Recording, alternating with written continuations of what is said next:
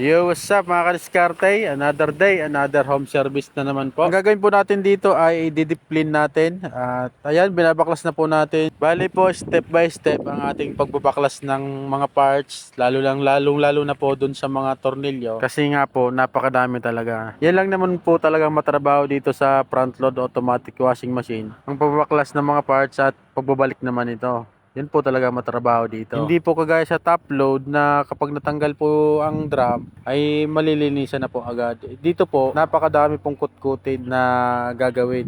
Kaya naman po magkaiba talaga ang singilan sa front load at sa top load automatic washing machine.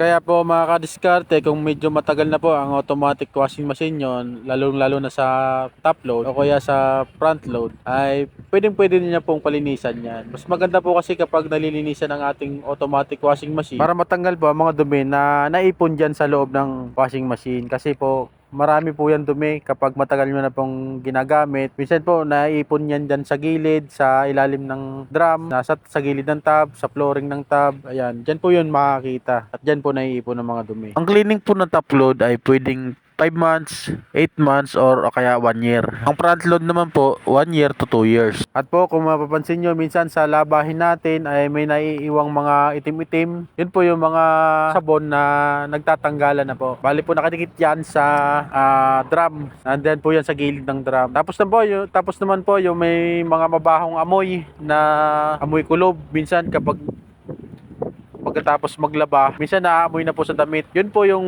mabaho na naamoy. Ay galing po yan doon sa mga dumi na nasa loob ng drum, nasa loob ng washing machine.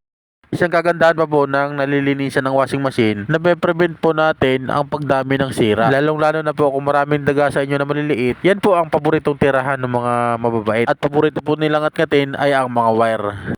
Kanina pa ako salita ng salita dito, di pa rin tapos talaga baklasin tong washing machine na to. So ganyan po katagal talaga pagbabaklas ng automatic washing machine front load. Napakatagal po talaga. Napakadaming tinatanggal. So gugulin to ng mga ilang oras sa pagbabaklas pa lang po. Hindi po kasi biro ang pagbabaklas nito kasi kailangan dahan-dahan lang po ang pagbabaklas. Kasi masiselan ng pyesa po nito.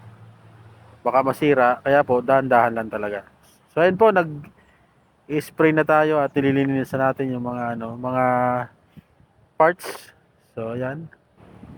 Kung gusto niyo po pala magpa-home service sa akin, huwag po kayo mahiya, mag-message lang po kayo sa Facebook page o kaya mag-comment po kayo sa mga video ko para po ma-servicean po natin yan, para po malinisan natin. Bali po, nagre-repair din po ako ng automatic washing machine at nagdi-deep clean. All brand po yan mga kadiskarte. Quality service at pangmasa po ang price natin. So yan po, ang aking helper ay yan, naghihinihigpitan na po yung mga tornilyo dyan. So ang problema nga lang, kanina pa hinihigpitan ay parang hindi nahihigpitan. Baka na lost thread na ho. Hehe, joke lang. So yan po, binabalik na natin yung door rubber seal. So yan. So may pogi nga pa palang nagpa-picture sa akin, no? Maglalambing lang po ako sa inyo mga kadiskarte. Pa-like at share naman po kung mapadaan man ito sa wall nyo.